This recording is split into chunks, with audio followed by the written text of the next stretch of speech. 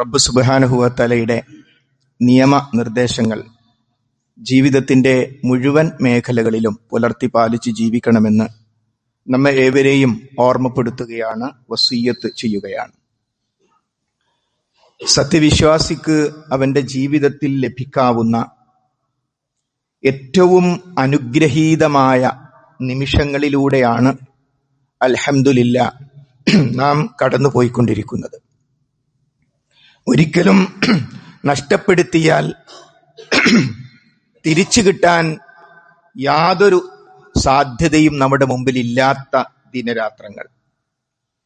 അതുകൊണ്ട് തന്നെ ബോധപൂർവം ചിന്തിച്ചും പ്ലാൻ ചെയ്തും ഇനിയുള്ള നിമിഷങ്ങളെ ഉപയോഗപ്പെടുത്താൻ നമുക്ക് സാധിക്കണം.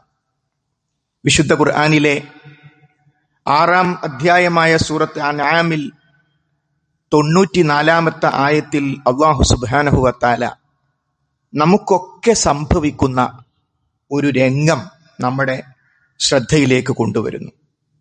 വലഖദ് ജിഅ്തുമൂനാ ഫുറാദാ കമാ ഖലഖ്നാകും അവ്വല മർറ. നിങ്ങളെ നാം ആദ്യഘട്ടത്തിൽ സൃഷ്ടിച്ചതുപോലെ തന്നെ നിങ്ങളിതാ നമ്മുടെ അടുക്കൽ ഒറ്റപ്പെട്ടവരായി വന്നെത്തിയിരിക്കുന്നു. പരലോകത്തേക്ക് റബ്ബ് സുബ്ഹാനഹു വ തആലയുടെ അടുത്തേക്ക് നാം ഓരോരുത്തരും തിരിച്ചു ചെല്ലുന്ന, നഗ്നരായി തിരിച്ചു ചെല്ലുന്ന ആ രംഗം അള്ളാഹു പറയുന്നത്, നിങ്ങൾ ഒറ്റക്കാണ് ഈ ഭൂമിയിലേക്ക് വന്നത്, അങ്ങനെയാണ് നാം നിങ്ങളെ സൃഷ്ടിച്ചത്, അതേപോലെ നിങ്ങളിതാ ഒറ്റക്കൊറ്റക്കായി നമ്മുടെ അടുത്തേക്ക് വന്നിരിക്കുന്നു. ആദ്യം നാം പിറന്നു വീണതും ഇപ്പോൾ ഒറ്റക്ക് റബ്ബിന്റെ അടുത്തേക്ക് പോകുന്നതും തമ്മിലൊരു വ്യത്യാസമുണ്ട്. അതും റബ്ബ് പറഞ്ഞു, വതറക്തും മാ ഖവ്വൽനാകും വറാഅ ളുഹൂരിക്കും. നിങ്ങൾക്ക് നാം അധീനപ്പെടുത്തി തന്നതെല്ലാം നിങ്ങളുടെ പിന്നിൽ വിട്ടേച്ചു പോന്നിരിക്കുന്നു. ഒരു കുഞ്ഞായി ജനിച്ചതിന് ശേഷം വീണ്ടും ഒറ്റക്കാണ് റബ്ബിന്റെ അടുത്തേക്ക് എത്തിയത്. പക്ഷെ അതിന്റെ പിന്നിൽ ധാരാളം അനുഗ്രഹങ്ങൾ നമുക്ക് ലഭിച്ചിരുന്നു. സുഖ സൗകര്യങ്ങൾ, സമ്പത്തായും അല്ലാതെയുമൊക്കെ ഒട്ടേറെ കഴിവുകൾ, വലിയ സ്വാതന്ത്ര്യം, ഇതൊക്കെ അല്ലാഹു സുബ്ഹാനഹു വ തആല അതൊക്കെ നിങ്ങൾ വിട്ടു. അതെല്ലാം ഉപേക്ഷിച്ചിട്ട് ആദ്യമായി നിങ്ങൾ എങ്ങനെ സൃഷ്ടിച്ചു വീണോ ആ രൂപത്തിൽ നിങ്ങൾ ഇതാ വീണ്ടും നമ്മുടെ അടുത്തേക്ക് എത്തിയിരിക്കുന്നു. വമാ നറാ മഅകും ശുഫആഅകും അല്ലദീ സഅംതും അന്നഹും ഫീഹി ശുറകാഉ. അവിടെ സംഭവിക്കുന്ന മറ്റൊരു കാര്യം അള്ളാഹു പറയാണ്, നിങ്ങളുടെ കാര്യത്തിൽ അള്ളാഹുവിന്റെ പങ്കുകാരാണെന്ന് നിങ്ങൾ ജൽപ്പിച്ച നിങ്ങളുടെ ആ ശുപാർശകരെ നിങ്ങളോടൊപ്പം കാണുന്നില്ല. എന്നെ രക്ഷിക്കാൻ അവിടെ ഇന്ന അമ്പിയാക്കളിൽപ്പെട്ട ഇന്ന ആളുണ്ടാകും, ഔലിയാക്കളിൽപ്പെട്ട ഇന്ന ആളുണ്ടാകും എന്നൊക്കെ നിങ്ങളെ ശുപാർശ ചെയ്യുന്ന, നിങ്ങളെ രക്ഷപ്പെടുത്തും എന്ന്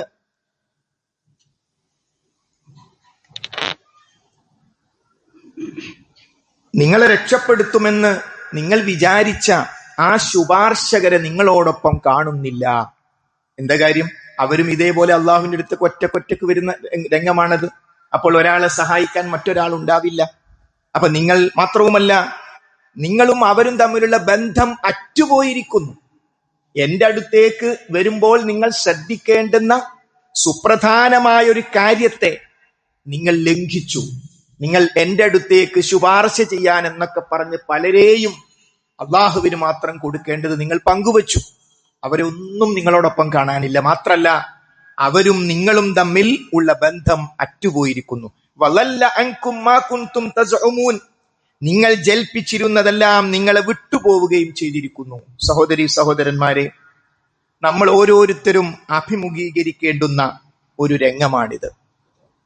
ഈ രംഗം രക്ഷപ്പെടുന്ന അവസ്ഥയിലാവുക എന്നതാണ് നമ്മുടെ ജീവിത ലക്ഷ്യം. അള്ളാഹു നമുക്കതിന് തൗഫീഖ് നൽകുമാറാകട്ടെ. അതിനാണ് നോമ്പ്, അതിനാണ് സർവ്വ ഇബാദത്തുകളും നാം ഈ ലോകത്ത് ചെയ്തുകൊണ്ടിരിക്കുന്നത്. അതുകൊണ്ട് തന്നെ മരണത്തിന് വേണ്ടി ഒരുങ്ങാൻ റബ്ബിന്റെ മുമ്പിൽ ഒറ്റക്ക് പോകുമ്പോൾ അവിടെ സുരക്ഷിതത്വം ലഭിക്കാൻ നമ്മുടെ മുമ്പിലുള്ള തടസ്സം എന്താ? നമ്മൾ ഒറ്റയ്ക്ക് ഇരുന്ന് ആലോചിക്കുകയാണ്, ഞാൻ അങ്ങോട്ട് മരിച്ചാൽ എനിക്ക് പടച്ചോന്റെ അടുത്തേക്ക് സുരക്ഷിതമായി പോകുന്നതിനുള്ള തടസ്സം എന്താ? ഒരു സംശയവും വേണ്ട, ആ തടസ്സം നമ്മുടെ പാപങ്ങളാണ്. നമ്മുടെ തെറ്റുകളാണ്, കുറ്റങ്ങളാണ്. ഇതാണ് മരണത്തെക്കുറിച്ച് ആലോചിക്കുമ്പോൾ ഒരു സത്യവിശ്വാസിയുടെ മുമ്പിലേക്ക് വരുന്ന ഏറ്റവും വലിയ പ്രതിസന്ധി. പടച്ചവനെ, ഞാൻ ചെയ്തു പോയ തെറ്റുകൾ, കുറ്റങ്ങൾ എന്നതാണ്.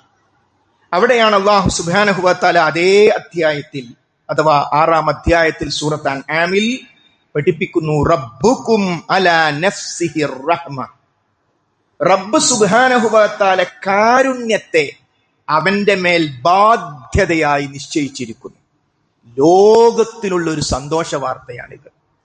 പാപങ്ങളിൽ മുങ്ങിക്കുളിച്ചവർക്കുള്ള ഒരു സന്തോഷ വാർത്തയാണ്. റബ്ബ് സുബ്ഹാനഹു വ തആല കാരുണ്യം എന്നത് പടച്ചോന്റെ ബാധ്യതയായി നിശ്ചയിച്ചിരിക്കുന്നു.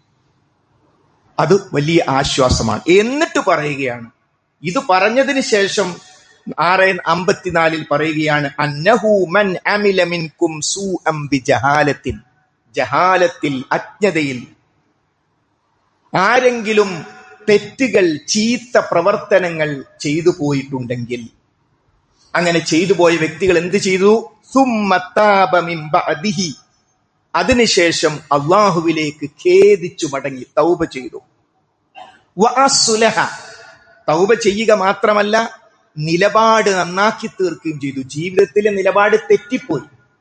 ആ തെറ്റിപ്പോയ നിലപാടിൽ അള്ളാഹുവോട് തൗബ ചെയ്തു മാത്രല്ല, വഅസ്ലഹ, എന്നിട്ട് അവന്റെ ജീവിതം ഏറ്റവും നല്ല രൂപത്തിലേക്ക് കൊണ്ടുവരികയും ചെയ്തു. ഫഅന്നഹു ഗഫൂറുർ റഹീം. അങ്ങനെയാണെങ്കിൽ റബ്ബ് സുബ്ഹാനഹു വ തആല നിങ്ങൾക്ക് പാപങ്ങൾ പൊറുക്കുന്നവനും കരുണാനിധിയുമായി കാണാം. അപ്പോൾ നമ്മുടെ ഏറ്റവും വലിയ പ്രതീക്ഷയാണ് റബ്ബ് സുബ്ഹാനഹു വ തആല കാരുണ്യവാനാണ് എന്നത്. മാത്രമല്ല, റബ്ബ് സുബ്ഹാനഹു വ തആലയുടെ ഒട്ടേറെ 99ഓളം വരുന്ന വിശേഷണങ്ങളിൽ ഒരു വിശേഷണമാണ് അഫുവ്. അഫുവ്, മാപ്പ് നൽകുന്നവൻ, വിട്ടുവീഴ്ച ചെയ്തു കൊടുക്കുന്നവൻ, അഥവാ പാപങ്ങൾ മായ്ച്ചു കളയുക, പാപങ്ങൾ ഒഴിവാക്കി കൊടുക്കുക എന്നത് അല്ലാഹു സുബ്ഹാനഹു വ തആലയുടെ ഒരു വിശേഷണമാണ്. ഈ അഫുവിനെ കുറിച്ച് വിശദീകരിച്ചിടത്ത് പണ്ഡിതന്മാർ അതിന് തഫ്സീർ നൽകിയത് കാണാം. മരുഭൂമിയിലൂടെ ഒരാൾ നടന്നു പോയാൽ ആ നടന്നു പോകുന്ന കാൽപ്പാടുകൾ നമുക്ക് എണ്ണിയെടുക്കാൻ പറ്റും. ശരിക്കും ആ കാൽപ്പാടുകൾ കാണും. എന്നാൽ അതേ മരുഭൂമിയിലേക്ക് അല്പം കഴിഞ്ഞ് ശക്തമായ കാറ്റ് വന്നാൽ ആ കാൽപാദങ്ങൾ കാണില്ല എന്ന് മാത്രമല്ല, അങ്ങനെ ഒരാൾ നടന്നു പോയിട്ടേയില്ല എന്ന രൂപത്തിലേക്ക് ആ മരുഭൂമി മാറും. ഇതാണ് ഈ വിശേഷണത്തിന്റെ പ്രത്യേകത. അഥവാ നമ്മൾ ചെയ്ത പാപങ്ങൾ റബ്ബ് സുബ്ഹാനഹു വ തആലയോട് ആത്മാർത്ഥമായി എടുത്തു പറഞ്ഞ് ആ അഫുവ് എന്ന് പറഞ്ഞ വിശേഷണം നമ്മുടെ മേൽ അള്ളാഹു പ്രാവർത്തികമാക്കിയാൽ പിന്നെ നമ്മൾ ആരെപ്പോലെയായി? പാപങ്ങൾ ചെയ്തിട്ടേയില്ല എന്ന രൂപത്തിലേക്ക് ആ വ്യക്തികൾ മാറും. അതാണ് അവസാനത്തെ 10ലെ പ്രാർത്ഥന. അല്ലാഹുമ്മ ഇന്നക അഫുവ്വുൻ, അല്ലാഹുവേ നീ മായ്ച്ചു കളയുന്നവനാണ്, നീ മാപ്പ് നൽകുന്നവനാണ്. തുഹിബ്ബുൽ അഫ്വ, നീ മാപ്പിനെ ഇഷ്ടപ്പെടുന്നു. ഫഅഫു അന്നീ, അതിനാൽ എന്നോട് മാപ്പാക്കേണമേ. ഈ പ്രാർത്ഥന എണ്ണം വെക്കാതെ എത്രയും നമുക്ക് ആത്മാർത്ഥമായി റബ്ബ് സുബ്ഹാനഹു വ തആലയോട് പ്രാർത്ഥിക്കാം. അഫലാ യതൂബൂന ഇലല്ലാഹി വയസ്തഗ്ഫിറൂന, ആകയാൽ അല്ലാഹുവിലേക്ക് ഖേദിച്ചു മടങ്ങുകയും അവനോട് പാപമോചനം തേടുകയും ചെയ്യുന്നില്ലേ? അവന്റെ സൃഷ്ടികളോട് പടച്ചവൻ ചോദിക്കുകയാണ്, എന്താ ഹാല്? അഫലാ യതൂബൂൻ, തൗബ ചെയ്യുന്നില്ലേ? ഇലല്ലാഹ്, അല്ലാഹുവിലേക്ക്. വയസ്തഗ്ഫിറൂന, അല്ലാഹുവിലേക്ക് പശ്ചാത്തപിച്ചു മടങ്ങുന്നില്ലേ? എന്താ ഈ കാത്തിരിക്കുന്നത്? അഫലാ യതൂബൂന ഇലല്ലാഹ്, അല്ലാഹുവിലേക്ക് നിങ്ങൾ ഖേദിച്ചു മടങ്ങുന്നില്ലേ? വയസ്തഗ്ഫിറൂനഹു, അവനോട് നിങ്ങൾ പാപമോചനം തേടുന്നില്ലയോ? വിശുദ്ധ ഖുർആൻ 5-ാം അധ്യായത്തിലെ 74-ാമത്തെ ആയത്തിൽ നമ്മോട് ചോദിക്കുന്നു. 3-ാം അധ്യായത്തിലെ 133-ാമത്തെ ആയത്തിൽ കാണാം, വസാരിഊ ഇലാ മഗ്ഫിറത്തിൻ മിർ റബ്ബിക്കും വജന്ന അർളുഹസ് സമാവാതു വൽ അർള് വഇദ്ദത ലിൽ മുത്തഖീൻ. അള്ളാഹുവിങ്കൽ നിന്നുള്ള മഗ്ഫിറത്തിലേക്ക് നിങ്ങൾ ധൃതിപ്പെടുവീൻ. നിങ്ങൾ കാത്തു നിൽക്കല്ല, നിങ്ങൾ ഉറക്കമൊഴിച്ചും അമലുകൾ ചെയ്തും ബോധപൂർവം അള്ളാഹുവിലേക്ക് ധൃതിപ്പെടും. ഈ പാപമോചനം കിട്ടിയാൽ അടുത്തത് എന്താ? ജന്നത്താണ്.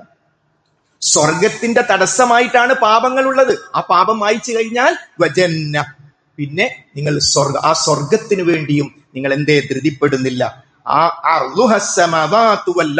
ആകാശഭൂമികളോളം വിശാലമായ സ്വർഗം. സൂക്ഷ്മത പാലിക്കുന്ന ആളുകൾക്ക് വേണ്ടി റബ്ബ് സുബ്ഹാനഹു വ തആല തയ്യാർ ചെയ്തു വെച്ച ആ സ്വർഗം. മറ്റൊരു സൂറത്തിൽ കാണാം, ഫഫിറൂ ഇലല്ലാഹ്, നിങ്ങൾ അള്ളാഹുവിലേക്ക് ഓടി അടുക്കുവീൻ. വല്ലാത്തൊരു പദപ്രയോഗം. നിങ്ങൾ മുട്ടിലഴിഞ്ഞിട്ടും നടന്നിട്ടും അല്ല, ഓടി അടുക്കുവീൻ. ഫഫിറൂ ഇലല്ലാഹ്, നിങ്ങൾ അള്ളാഹുവിലേക്ക് ഓടി അടുക്കുവീൻ. വമൻ യഗ്ഫിറു ദുനൂബ ഇല്ലല്ലാഹ്, പാപങ്ങൾ പൊറുക്കാൻ അള്ളാഹു അല്ലാതെ ആരാണുള്ളത്? പാപങ്ങൾ പൊറുക്കാൻ റബ്ബ് സുബ്ഹാനഹു വ തആല അല്ലാതെ ആരാണുള്ളത്? അതുകൊണ്ട് സഹോദരീ സഹോദരന്മാരെ, തൗബ എന്നത് സ്വന്തം ജീവിതത്തിൽ പ്രാവർത്തികമാക്കിയിട്ടില്ലെങ്കിൽ പിന്നെ നരകം നമുക്ക് നിശ്ചയിക്കുന്നതിൽ ഒരനീതിയും ഇല്ല. റമളാൻ തന്നു, ഒറ്റയിട്ട രാവുകൾ തന്നു, നോമ്പ് നോൽക്കാൻ അവസരം തന്നു, പള്ളി ഉണ്ടാക്കി തന്നു, പള്ളിയിൽ പോകാനുള്ള അവിടെ AC വെച്ച് തന്നു, എല്ലാ സൗകര്യം ചെയ്തു. എന്നിട്ടോ പാപങ്ങളിൽ നിന്ന് മടങ്ങിയില്ല. പിന്നെ ഒരു വ്യക്തിയെ നരകത്തിലിടുന്നതിൽ എന്ത് അനീതിയാണുള്ളത്? വേറെ കുറെ മനുഷ്യന്മാർ ഇതൊക്കെ ഉപയോഗപ്പെടുത്തി പാപങ്ങളൊക്കെ ഒഴിവാക്കി നിലപാടൊക്കെ നന്നാക്കി മുന്നോട്ട് പോകുന്നു. വേറെ ചില ആളുകൾ എന്ത് തൗബ, പിന്നെ നോമ്പിനൊക്കെ അങ്ങനെയൊക്കെ തന്നെ പള്ളിയിലൊക്കെ ഒന്ന് വരണ്ടേ. ഇത് രണ്ടും എങ്ങനെ സമമാകും? അതുകൊണ്ട് നമുക്കുള്ള വമ്പിച്ച പരീക്ഷണമാണ് ഈ ദിവസങ്ങൾ. അതുകൊണ്ട് നമ്മളോട് ചോദിക്കണം, ജീവിതത്തിൽ മാതാപിതാക്കളുമായി ബന്ധപ്പെട്ട അബദ്ധങ്ങൾ പറ്റിപ്പോയിട്ടുണ്ടോ? തിരുത്തിയേ പറ്റൂ. മദ്യവുമായി ബന്ധപ്പെട്ട, ലഹരിയുമായി ബന്ധപ്പെട്ട ഏതെങ്കിലും ഒരു തിന്മയിൽ നീ ഇപ്പോഴുണ്ടോ? മദ്യപിക്കുന്ന സ്വഭാവമുണ്ടോ? നിർത്തണം. അള്ളാഹു തൗഫീഖ് ചെയ്യുമാറാകട്ടെ. നിർത്തണം. ആര് നിർത്തണം? നാം ഓരോരുത്തരും നിർത്തണം. ആർക്ക് വേണ്ടി നിർത്തണം? നമുക്ക് വേണ്ടി നിർത്തണം. ഭാര്യയ്ക്ക് വേണ്ടിയല്ല, നാട്ടുകാർക്ക് വേണ്ടി. അതിലൊക്കെ പിന്നീട് വരും, അവർക്കൊക്കെ അതിന്റെ ഗുണം കിട്ടും. പക്ഷേ അടിസ്ഥാനപരമായി എന്തുകൊണ്ട് ലഹരിയുടെ എല്ലാ അവസ്ഥയിൽ നിന്നും ഒരു വ്യക്തി എന്തിനു മാറി നിൽക്കണം? അതിന്റെ ഉത്തരം അവനവന് വേണ്ടി എന്നതാണ്. നല്ല മരണം കിട്ടാൻ എന്നതാണ്. പരലോകം സുരക്ഷിതമാകാൻ എന്നതാണ്. അപ്പോൾ അതേപോലെ ലൈംഗിക രംഗത്തുള്ള അബദ്ധങ്ങളിൽ ഇപ്പോൾ നമ്മൾ വ്യാപൃതരാണോ? ആരെങ്കിലും വ്യഭിചാരമോ സ്വവർഗരതിയോ ഫോൺ അഡിക്ഷനോ വൃത്തികേടുകളോ ആയി നമുക്ക് മറ്റുള്ളവർ കണ്ടാൽ, മറ്റുള്ളവർ കേട്ടാൽ നമ്മൾ വിളറിപ്പോകുന്ന ഏതെങ്കിലും ലൈംഗികമായ തിന്മകളിൽ നമ്മൾ ഇപ്പോഴുണ്ടോ? ചോദിക്കുന്നത് ഓരോരുത്തരോടുമാണ്.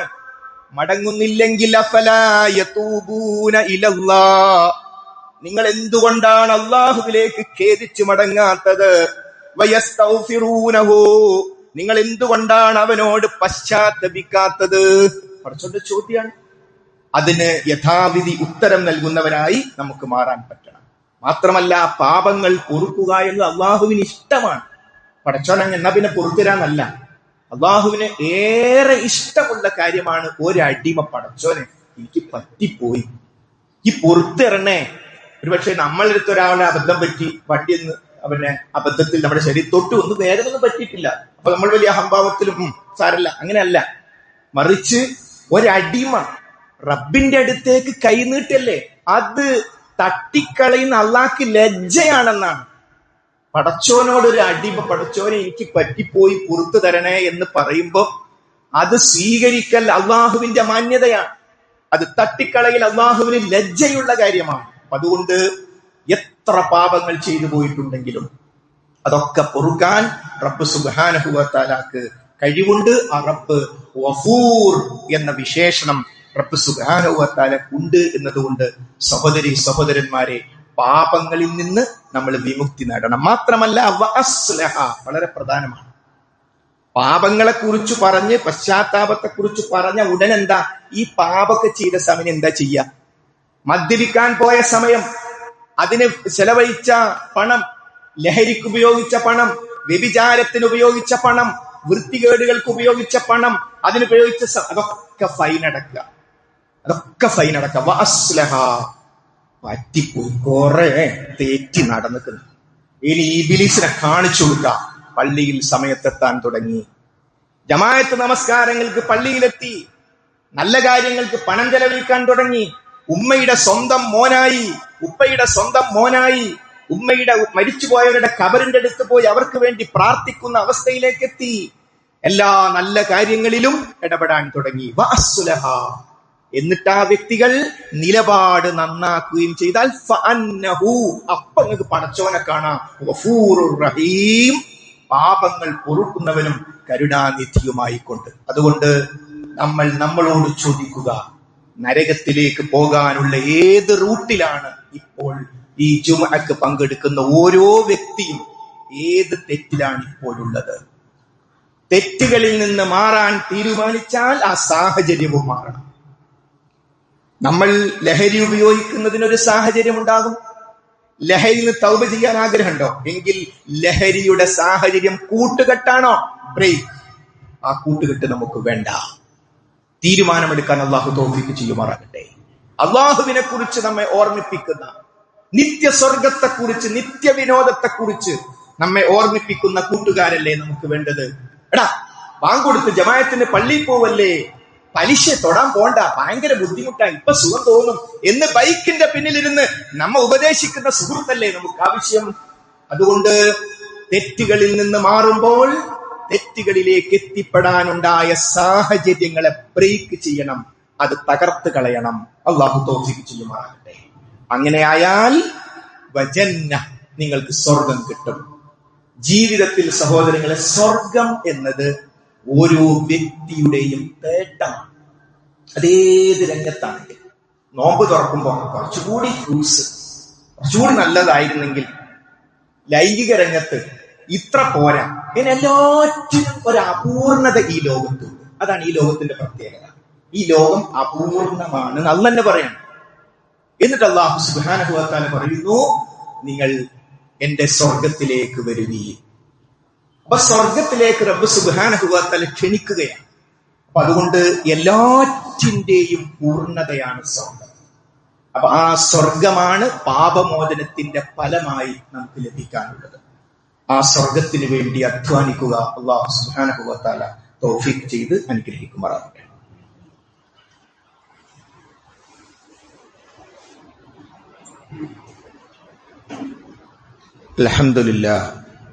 അൽഹംദുലില്ലാഹി റബ്ബിൽ ആലമീൻ വസ്സലാത്തു വസ്സലാമു അലാ റസൂലിഹിൽ അമീൻ വഅലാ ആലിഹി വസഹ്ബിഹി അജ്മഈൻ. അമ്മാ ബഅദ്. ഒരിക്കൽ കൂടി റബ്ബ് സുബ്ഹാനഹു വ തആലയുടെ നിയമനിർദ്ദേശങ്ങൾ ശ്രദ്ധിക്കണം, സൂക്ഷിക്കണമെന്ന് ഓർമ്മപ്പെടുത്തുകയാണ്. സഹോദരീ സഹോദരന്മാരെ, പാപമോചനത്തിന്റെ ഈ ദിനരാത്രങ്ങളിൽ നമ്മുടെ മനസ്സ് നമ്മോട് പറയും, തീരാറായല്ലോ, അവസാനത്തെ 10 എന്ന് ഖുർആൻ ഓതി തീർക്കാത്തവർക്ക്, വേണ്ടത്ര ജമാഅത്ത് നമസ്കാരങ്ങളിൽ ശ്രദ്ധിക്കാത്തവർക്ക് ഒരു നിരാശ പടരുന്ന സമയമാണിത്. ഒരിക്കലും പാടില്ല. നോമ്പ് കഴിഞ്ഞിട്ടില്ല. ഇനിയുമുണ്ട് 6 നോമ്പുകൾ. 144ഓളം മണിക്കൂറുകൾ ഇനിയുമുണ്ട്. വിശുദ്ധ ഖുർആൻ മുഴുവൻ ഓതി തീർക്കാനുള്ള സമയം ഇനിയുമുണ്ട്, വേണമെങ്കിൽ 1-ലധികം തവണ. അതുകൊണ്ട് പോസിറ്റീവായി ചിന്തിക്കുക. മാത്രമല്ല, ലൈലത്തുൽ ഖദ്ർ അവസാനത്തെ 10 ഒറ്റയിട്ട രാവിലാണെന്നും ഒക്കെ ഹദീസുണ്ട്. മറ്റൊരു ഹദീസുണ്ട്, ലൈലത്തുൽ ഖദ്റിനെ നിങ്ങൾ 25, 27, 29 രാവുകൾ പ്രതീക്ഷിക്കുക. അത് 3 ബാക്കിയുണ്ട്. അതുകൊണ്ട് നിരാശ മാറ്റിവെച്ച് കഴിഞ്ഞ ദിനരാത്രങ്ങളിൽ പറ്റിപ്പോയ നഷ്ടങ്ങളെ തിരുത്താൻ വേണ്ടി നമ്മൾ തയ്യാറെടുക്കുക. പള്ളികൾ തന്നെ കേന്ദ്രം. നബി കരീം സല്ലല്ലാഹു അലൈഹി വസല്ലം ഇഅ്തികാഫ് ഇരുന്ന കാര്യം കഴിഞ്ഞ ഖുത്ബയിൽ നമ്മൾ പറഞ്ഞു. ആ ഇഅ്തികാഫ് ഭാഗികമായും പറ്റും. ഒരാൾക്ക് ഒരു രാത്രി മാത്രം ഇഅ്തികാഫ് ഇരിക്കാം. ആ വ്യക്തി മഗ്രിബോടുകൂടി പള്ളിയിലെത്തണം, സുബഹി വരെ. മഗ്രിബോടുകൂടി. അല്ലാതെ എല്ലാം കഴിഞ്ഞ് തറാവീഹും കഴിഞ്ഞ് അവസാനം 11 മണിക്ക് പള്ളിയിൽ വരുന്നാൽ കൂലി കിട്ടും, പള്ളിയിൽ ഇന്നലെ കൂലി കിട്ടും. പക്ഷേ ഇഅ്തികാഫ് എന്നിടത്തേക്ക് ഒരു രാത്രി മുഴുവൻ കിട്ടണമെങ്കിൽ ആ രാത്രിയുടെ തുടക്കമായ മഗ്രിബോടുകൂടി. ഒരാൾ വിചാരിക്കും 25-ാം രാവിനും 27-ാം രാവിനും 29-ാം രാവിനും എനിക്ക് എന്തായാലും പള്ളിയിൽ പോകണം, ഇഅ്തികാഫ് ഇരിക്കണം, ആ രാത്രി എനിക്ക് കിട്ടണം. കാരണം ഇത് മൂന്നും ലൈലത്തുൽ ഖദറിന് സാധ്യതയുണ്ട്. എങ്കിൽ നമ്മൾ ചെയ്യേണ്ടത് നോമ്പ് തുറക്കാൻ പള്ളിയിലേക്ക് എത്തുക എന്നതാണ്. അതുകൊണ്ട് ആ നിലക്ക് നമ്മുടെയൊക്കെ സൗകര്യം അനുസരിച്ചുകൊണ്ട് രാത്രികളിൽ പ്രത്യേകിച്ച് പള്ളികളിൽ കഴിഞ്ഞുകൂടാ. ഇനിയുള്ള ദിവസം മൊത്തം പള്ളിയിൽ നിൽക്കാൻ പറ്റുമോ? അവർക്ക് അങ്ങനെയും നിൽക്കാം. സമയം നിശ്ചയിച്ചുകൊണ്ട് നമ്മൾ നിയ്യത്ത് വെച്ചാൽ മതി എന്ന് മാത്രം. അതോടൊപ്പം ഈ അവസാനത്തെ 10-ൽ ചില പുത്തൻ വാദങ്ങൾ നമ്മുടെ സമൂഹത്തിൽ കടന്നുകൂടിയിരിക്കുന്നു. റസൂലുള്ളാഹി സ്വല്ലല്ലാഹു അലൈഹി വസല്ലം അവിടുത്തെ സ്വഹാബത്തും അവസാനത്തെ 10-ൽ എവിടെയായിരുന്നു? ലോകത്താരോട് ചോദിച്ചാലും ഒരു ഉത്തരമേ ഉള്ളൂ, മദീന പള്ളിയിലായിരുന്നു. ആയിരുന്നു മാത്രമല്ല, ഒരു തമ്മിലൊരു ബന്ധവുമില്ല. ജമാഅത്ത് നിസ്കാരത്തിൽ വരുമ്പോൾ കാണും, അങ്ങനെ എന്തെങ്കിലുമൊക്കെ ആവശ്യങ്ങൾ ഉണ്ടാകുമ്പോൾ കാണുന്നല്ല, എല്ലാവരും ഒറ്റക്കൊറ്റക്കാണ്. റസൂലുള്ളാഹി സ്വല്ലല്ലാഹു അലൈഹി വസല്ലം ബാബു തൗബ, മദീനയിൽ പോയവർക്കറിയാം, പോകാത്തവർക്ക് പോകാൻ അല്ലാഹു തൗഫീഖ് ചെയ്യുമാറാകട്ടെ. ബാബു തൗബയുടെ അടുത്തായിരുന്നു റസൂലുള്ളാഹി സ്വല്ലല്ലാഹു അലൈഹി വസല്ലം ഇഅ്തികാഫിരുന്നത്. ആരും അങ്ങോട്ട് പോവില്ല. റസൂലുള്ളാഹി പടച്ചോനുമായി സംസാരിക്കുന്ന ഇഅ്തികാഫിലാണ്. ജമാഅത്തിന് വരുമ്പോൾ എന്തെങ്കിലും സംശയമൊക്കെ ഉണ്ടോ ചോദിക്കും, അത്രമാത്രം. വീണ്ടും റസൂലുള്ളാഹി അങ്ങോട്ട് തിരിച്ചു പോകും. അപ്പോ സഹാബത്തോ ഓരോ സ്ഥലത്ത് മാറി മാറിയിരുന്ന് അവരുടെ ഇബാദത്തുകളിലായിരുന്നു. അപ്പോ അവസാനത്തെ 10-ൽ എന്ത് ചെയ്യണം? ഉത്തരം റസൂലുള്ളാഹി സ്വല്ലല്ലാഹു അലൈഹി വസല്ലം എന്ത് ചെയ്തു, അവിടുത്തെ സഹാബത്ത് എന്ത് ചെയ്തു. നമ്മുടെ നാട്ടിലെ പുത്തൻ വാദം എന്ന് പറയുന്നത്, അന്ന് ജനങ്ങൾ ഒറ്റക്കൊറ്റക്ക് പടച്ചോനുമായി ഒറ്റക്കാകുന്നതിന് പകരം ഞങ്ങൾ അന്ന് കൂട്ടം കൂടും, ഞങ്ങൾ അന്ന് സമ്മേളനം ഉണ്ടാക്കും, ഞങ്ങൾ അന്ന് പള്ളിയിൽ നിന്ന് ഇറങ്ങും, എന്നിട്ട് വണ്ടി കയറും, എന്നിട്ട് സ്വലാത്ത് നഗറിൽ പോകും. ഇതൊരു പുത്തൻ വാദമാണ് സഹോദരങ്ങൾ. ഇത് എവിടുന്ന് കിട്ടി? അതിന്റെ ഒക്കെ ഒരു ചരിത്രം എടുത്താൽ ഇത്ര വർഷമായിട്ടേ തുടങ്ങിയിട്ടുള്ളൂ എന്ന് വ്യക്തമായി കാണും.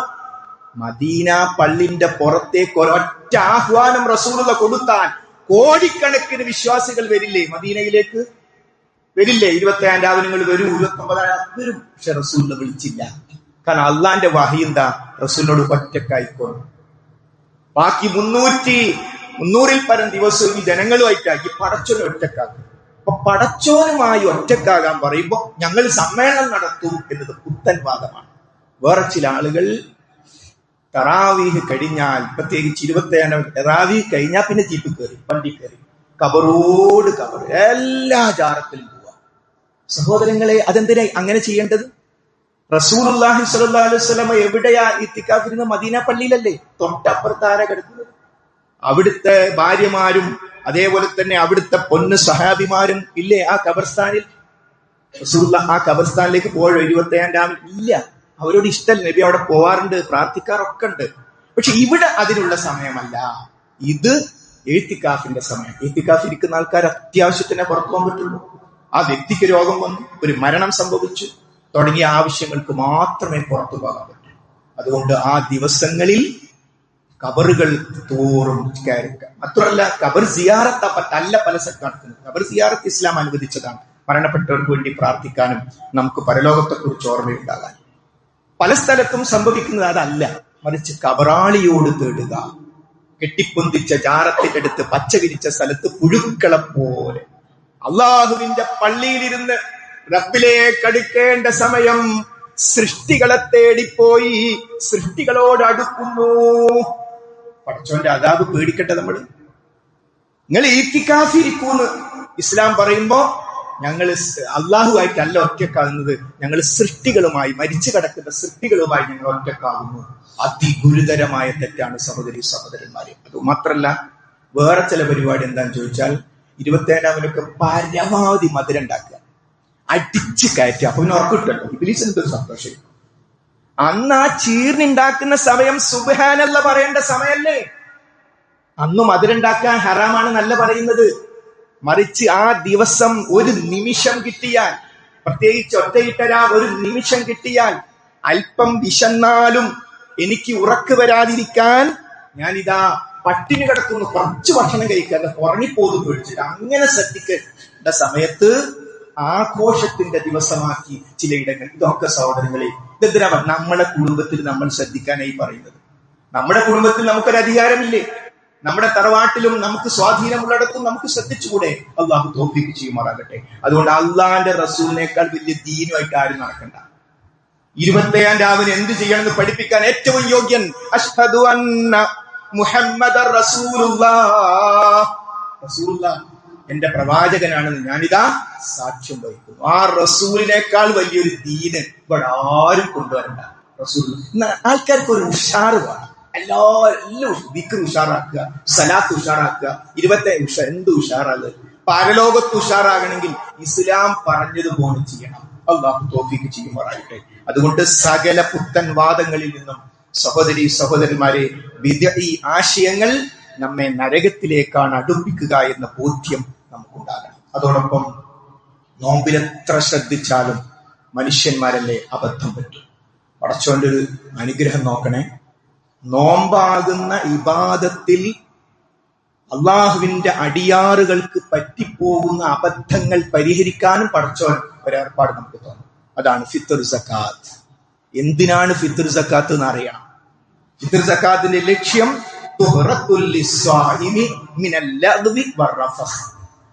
ഒരു നോമ്പുകാരന്റെ അടുത്ത് വന്നു പോയ അനാവശ്യ പ്രവർത്തനങ്ങളും ചെയ്തികളും അതിൽ നിന്ന് ശുദ്ധി നേടുക. നോമ്പ് നോറ്റിട്ടായി പോലെ പടച്ചോനെ ഞാൻ ആ വാക്ക് പറഞ്ഞത് നിനക്കുണ്ടാവുമല്ലോ. നോമ്പുകാരനാണെന്ന ബോധ്യമില്ലാതെ അതും പടച്ചോൻ പരിഗണിച്ചു. അതിൽ നിന്ന് നമ്മെ ശുദ്ധീകരിക്കലാണ് ഫിത്ർ സക്കാത്തിന്റെ ലക്ഷ്യം. പാവപ്പെട്ടവർക്കുള്ള ഭക്ഷണം. ആ ദിവസം ഒരാളും പട്ടിണി കിടക്കാൻ പാടില്ല. ഈ ഫിത്ർ സക്കാത്തിന്റെ കാര്യത്തിൽ അതിന്റെ അളവ് എത്രയാണ്? അതിന്റെ അളവ് ഒരു മുദ്ദ്, ഒരു സ്വാദിനെ നമ്മൾ കാണും. അത് 4 മുദ്ദ് എന്ന് വിശദീകരണം കാണാം. ഒരു മുതിർന്ന ഒരാള് കൈ ഇങ്ങനെ കൂട്ടിപ്പിടിച്ചിട്ട് എടുക്കുമ്പോൾ 4 പ്രാവശ്യം എടുക്കുമ്പോൾ എത്ര കിട്ടും? ഇതൊക്കെയാണ്. അതിങ്ങനെ കണക്ക് കൂട്ടിയാൽ ഒരു പക്ഷെ നമുക്ക് 1,800 കിട്ടും, 2 കിലോ കിട്ടും, 2,200 കിട്ടും, 2.5 കിട്ടും. അതുകൊണ്ടാണ് പണ്ഡിതന്മാർക്കിടക്ക് അഭിപ്രായ വ്യത്യാസത എത്രയാണ്. ഈജിപ്തിലെ കയ്യോലല്ല നമ്മളെ വ്യത്യാസം ഉണ്ടാവും. അപ്പൊ പല സ്ഥലത്തും പലതും കഴിക്കും. അപ്പൊ കൂടിപ്പോയാൽ പ്രശ്നമൊന്നുമില്ലല്ലോ. 2 കിലോന്റെ മുകളിൽ കൊടുക്കാം. ഇനി ഒരാൾ 2 കൊടുത്താലും പ്രശ്നമില്ല. അങ്ങനെ പല അഭിപ്രായങ്ങൾ സ്വാഭാവികമായി ഉണ്ടായിരുന്നു. 2,200, 2 അങ്ങനെ പല അഭിപ്രായങ്ങൾ പണ്ഡിതന്മാർ പറയും. അത് നമ്മൾ കൂടിയിരുന്ന് അതിനി നമുക്ക് തന്നെ വേണമെങ്കിൽ നോക്കാം. അങ്ങനെ അരി എടുത്തിട്ട് അത് തൂക്കി നോക്കി അപ്പൊ കിട്ടും എത്ര ഉണ്ട് എന്നുള്ളത്. അപ്പൊ ഏതായിരുന്നാലും ഫിത്ർ സക്കാത്ത് ആ ദിവസം ജനിച്ച കുട്ടിക്ക് വരെ, നമ്മുടെ കീഴിലുള്ള വേലക്കാരിക്ക് വരെ നമ്മൾ ഫിത്ർ സക്കാത്ത് കൊടുക്കണം. ഫിത്ർ എന്ന വാക്കിന് ശേഷം സക്കാത്ത് എന്നാണ് ചേർത്തത്. അതുകൊണ്ട് ശ്രദ്ധിക്കണം. ചില ആളുകളെ ധാരണ ഫിത്ർ സക്കാത്ത് കൊടുക്കുന്നവർക്കൊക്കെ ഫിത്ർ സക്കാത്ത് വാങ്ങുകയും ചെയ്യാം. അല്ല, കൊടുക്കുന്ന എല്ലാവർക്കും വാങ്ങാൻ പറ്റില്ല. പാവപ്പെട്ടോ ഉണ്ടാകും കൊടുക്കും. കാരണം അന്നത്തെ ആ പെരുന്നാൾ ദിവസത്തേത് കഴിഞ്ഞിട്ട് എന്തെങ്കിലും ബാക്കി ഉണ്ടെങ്കിൽ, പട്ടിണി അല്ലെങ്കിൽ ഫിത്ർ സക്കാത്ത് കൊടുക്കണം. മറ്റു സക്കാത്ത് പോലെയല്ല. കഴിയെങ്കിൽ അതുകൊണ്ട് കൊടുക്കുന്ന ആളൊരു പക്ഷെ വാങ്ങേണ്ടി വരും. പക്ഷേ കൊടുക്കുന്ന എല്ലാവരും നമ്മുടെ വീട്ടിൽ നിന്ന് വരെ അപ്പുറത്ത് കൊടുക്കുക, അപ്പുറത്ത് വരെ അപ്പുറത്ത് വരിക, ഇങ്ങനെ ഒരു അങ്ങോട്ടും ഇങ്ങോട്ടും കൊടുക്കുന്ന ഒരു കളിയല്ല ഫിത്ർ സക്കാത്ത്. അപ്പൊ നമ്മുടെ വീട്ടിലേക്ക് ഫിത്ർ സക്കാത്തിന്റെ അരി കൊണ്ടുപോകാം. നമ്മൾ ചിന്തിക്കുക, നമ്മൾ സക്കാത്തിന് അർഹരാണോ? അല്ലെങ്കിൽ അവരോട് തർക്കിക്കൊന്നും വേണ്ട. ഇപ്പൊ ബുദ്ധിമുട്ടൊന്നുമില്ല, ആവശ്യങ്ങൾക്ക് കൊടുത്തു നല്ല നിലക്ക് മടക്കി എന്ന് തോന്നാത്ത നിലക്ക് നമ്മൾ തിരിച്ചു കൊടുക്കണം. അതുകൊണ്ട് അർഹരാണോ എങ്കിലേ നമ്മൾ വാങ്ങാവൂ. അർഹതയില്ലാത്തവർക്ക് കൊടുക്കരുത്. കാരണം സക്കാത്താണ്, ഫിത്ർ സക്കാത്താണ്, ബാധ്യതയാണ്. ഇനി സംഘടിച്ചു കൊടുക്കുമ്പോൾ ആ സംഘാടകർ ശ്രദ്ധിക്കേണ്ട ഒരു കാര്യമുണ്ട്. നമ്മുടെ പള്ളിയിൽ മിക്കവാറും സ്ഥലത്തൊക്കെ ആൾക്കാർ സൗകര്യത്തിൽ എല്ലാവരോടും പണം വാങ്ങി ഒന്നിച്ചരി വാങ്ങി കൊടുക്കും, നല്ലത് തന്നെ. അപ്പൊ സംഘാടകർ ശ്രദ്ധിക്കേണ്ടത് കൈകാര്യം ചെയ്യുന്നത് അരി വിതരണമല്ല, മറിച്ച് ഫിത്ർ സക്കാത്തിൻ്റെതാണ്. അതുകൊണ്ട് അർഹരെ കണ്ടെത്തിയിരിക്കണം. അർഹർക്ക് എത്തിക്കുക എന്നത് അതിന്റെ ചുമതല ഏറ്റെടുക്കുന്നവരുടെ വളരെ പ്രധാനപ്പെട്ട അമാനത്താണ്. ഇനി സഹോദരന്മാരെ, പെരുന്നാളിലേക്ക് നമ്മൾ വരുമ്പോൾ 28-ന് റമദാൻ 28-ന് 20 മിനിറ്റോളം ശരാശരി കേരളത്തിൽ ചന്ദ്രൻ ആകാശത്തുണ്ട്. അതുകൊണ്ട് മാസം കാണാനുള്ള സാധ്യതയുണ്ട്. അങ്ങനെയാകുമ്പോൾ അടുത്ത വെള്ളിയാഴ്ചയാകും പെരുന്നാൾ.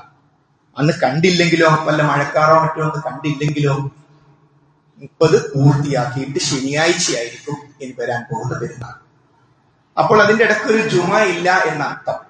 അതുകൊണ്ട് പെരുന്നാളുമായി ബന്ധപ്പെട്ട് നമ്മൾ മനസ്സിലാക്കേണ്ടത് നോമ്പ് നോൽക്കൽ ഹറാം.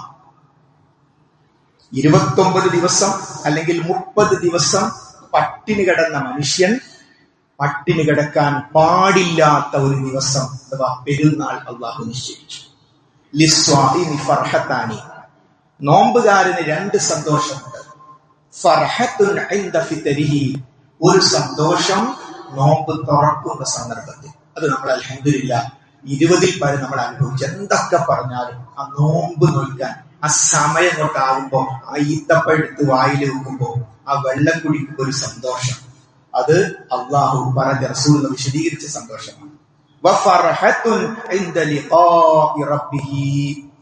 രണ്ടാമത്തെ സന്തോഷം റബ്ബിനെ കണ്ടുമുട്ടുമ്പോഴുള്ള സന്തോഷം. എന്റെയും നിങ്ങളുടെയും മുമ്പിലുള്ള ചോദ്യം, രണ്ടാമത്തെ സന്തോഷം നമുക്ക് കിട്ടുമോ എന്നതാണ്. അള്ളാഹു നമുക്ക് നൽകുമാറാകട്ടെ.